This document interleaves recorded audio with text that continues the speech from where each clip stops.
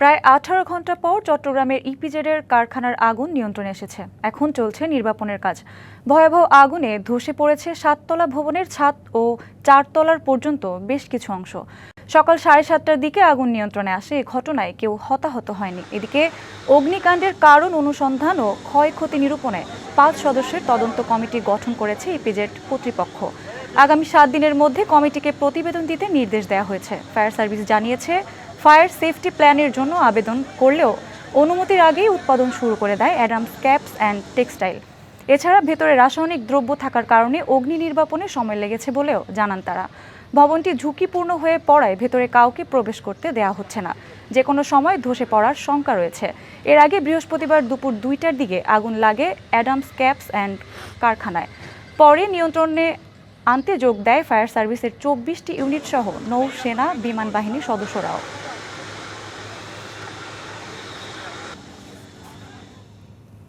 ২টা ১০-এ আমরা খবর পেয়ে এখানে আসছি। আমাদের ৭টা ২৫-এ এটা নিয়ন্ত্রণ হয়েছে, প্রায় ১৭ ঘন্টা কাছাকাছি। তারপরে এই ভবনটির বর্তমান অবস্থায় স্ট্রাকচারটা কলাপস করতে পারে, ঝুঁকিপূর্ণ। ফায়ারের কারণটা কি সেটা অনুসন্ধান এবং প্রাথমিকভাবে ক্ষয়ক্ষতির পরিমাণ কি সেটা আমরা নির্ধারণ করার জন্য একটা তদন্ত কমিটি গঠনের আমরা ইতিমধ্যে সিদ্ধান্ত নিয়েছি এবং কমিটি গঠন করেছি। কমিটি ৭ দিন পরে তদন্ত রিপোর্ট দিলে আমরা বাকিটা বলতে পারবো। চট্টগ্রাম ইপিজেডের কারখানায় আগুনের বিষয়ে আরও জানাতে ঘটনাস্থল থেকে সরাসরি যুক্ত হচ্ছেন সহকর্মী মুজিবুল হক।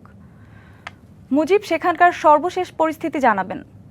সঞ্জিদা, আগুন তো ইতিমধ্যে নিয়ন্ত্রণে এসেছে। প্রায় ১৮ ঘন্টা পরে ফায়ার সার্ভিসের প্রায় ২৪টির বেশি ইউনিট, পাশাপাশি নৌসেনা বিমান নৌবাহিনীর যৌথ অর্থাৎ সশস্ত্র বাহিনীর যৌথ প্রচেষ্টায় ১৮ ঘন্টা পরেই এই চট্টগ্রামের ইপিজেডের যে Adams caps and textile limited এই কারখানার আগুনটি নিয়ন্ত্রণে এসেছে। এখন ফায়ার সার্ভিস মূলত যেটি করছে, নির্বাপনের যে কাজটি সেটি তারা করছে। পাশাপাশি এই ভবনটি যেহেতু প্রায় ১৮ থেকে ১৯ ঘন্টা জ্বলার পরেই এই ভবনটি পুরোপুরিভাবে এখন ঝুঁকিপূর্ণ ঘোষণা করেছে তারা। ফলে এই ভবনের আশেপাশে সাধারণ মানুষ যারা, বিশেষ করে অন্যান্য যে সমস্ত কারখানা শ্রমিকরা আছেন, তাদেরকে কিন্তু আসতে দেওয়া হচ্ছে না।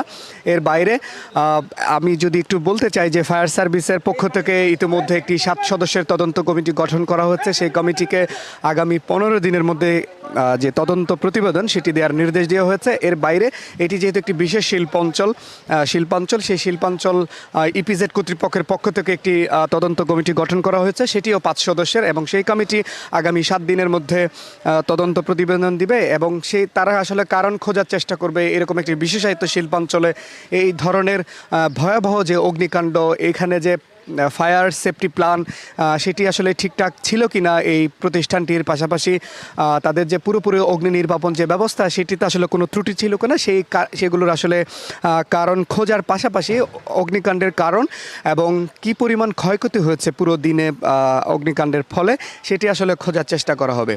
এর বাইরে আমরা জানি যে পুরো চট্টগ্রামের এই বিশেষ যে দুটি শিল্পাঞ্চল রয়েছে, একটি কোরিয়ান ইপিজেড এবং একটি চট্টগ্রামের এই বিশেষ শিল্পাঞ্চলটি, এই শিল্পাঞ্চলটি অনেক গুরুত্বপূর্ণ। বিশেষ করে এখানে প্রায় ১০০০ খানেক কারখানা রয়েছে এবং এখান থেকে উৎপাদিত পণ্য বিশ্বের বিভিন্ন প্রান্তে যায়। ফলে বৈশ্বিকভাবে একটি বাংলাদেশের ভাবমূর্তি এখানে জড়িয়ে আছে, বিদেশি বিনিয়োগের ব্যাপার আছে।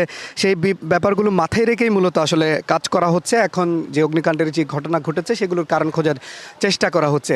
এবং আমি একটু বলতে চাই যে এই যে অ্যাডামস ক্যাপস অ্যান্ড কোম্পানি কারখানাটি, এই কারখানাটির মালিক আমরা যতটুকু জানতে পেরেছি এটি একটি পাকিস্তানি কোম্পানি। পাশাপাশি এখানে আরেকটি চায়না মেডিকেল নামে আরেকটি প্রতিষ্ঠান ছিল, সেটির মালিক হচ্ছে চায়না মালিক, অর্থাৎ দুটি দেশের প্রতিষ্ঠান এখানে আসলে কার্যক্রম চালাতো।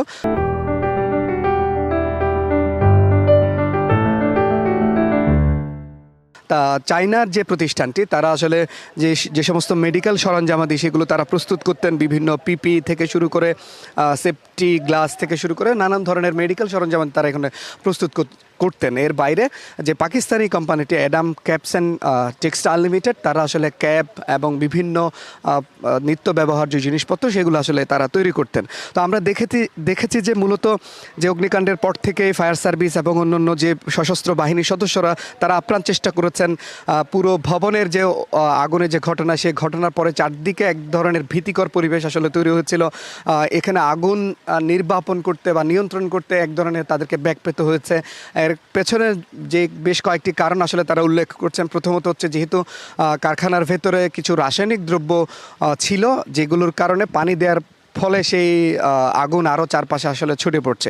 তবে এখানে বেশ কয়েকটি সুখবরও রয়েছে সঞ্জিদা, আমি আপনার মাধ্যমে সেটি আসলে দিতে চাই। প্রথমত হচ্ছে যে এখানে প্রায় 600 থেকে 700 শ্রমিক এখানে কাজ করতেন দুটি প্রতিষ্ঠানে।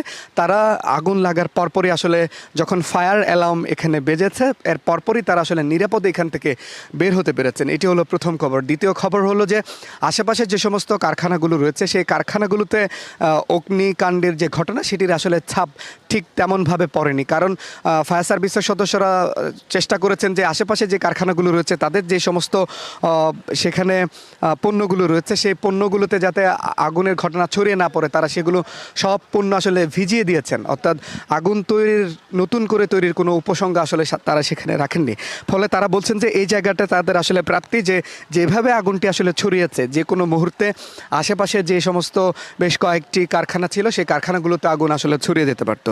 তো সব মিলিয়ে একটি বড় ধরনের বিপর্যয় থেকে এই চট্টগ্রাম বিশেষ করে পোশাক খাত শিল্প খাত আসলে রক্ষা পেয়েছে, আমরা সেটি নিঃসন্দেহে বলতে পারি। কারণ আপনি জানেন যে চট্টগ্রামে বেশ কয়েকটি এর আগে বড় দুর্ঘটনা হয়েছে। বিশেষ করে চট্টগ্রামের সীতাকুণ্ডে যে বিএম ডিপোর যে বিস্ফোরণের ঘটনা, সেই ঘটনায় ফায়ার সার্ভিসের কর্মী থেকে শুরু করে সাধারণ মানুষ থেকে শুরু করে সেই কারখানা শ্রমিক প্রায় অর্ধশতাধিক শ্রমিক কিন্তু নিহত হয়েছিল। তো সেই ধরনের বড় প্রাণহানি থেকে মোটা দাগে আমরা বলতে পারি যে চট্টগ্রাম রক্ষা পেয়েছে, সেটি আসলে বড় স্বস্তির খবর। তো সব মিলে এখন ফায়ার সার্ভিসের কর্মীরা নির্বাপনের যে কাজটি সেটি তারা করছে এবং পাশাপাশি তদন্ত কমিটির সদস্যরাও কিন্তু ইতিমধ্যে কাজ শুরু করেছেন।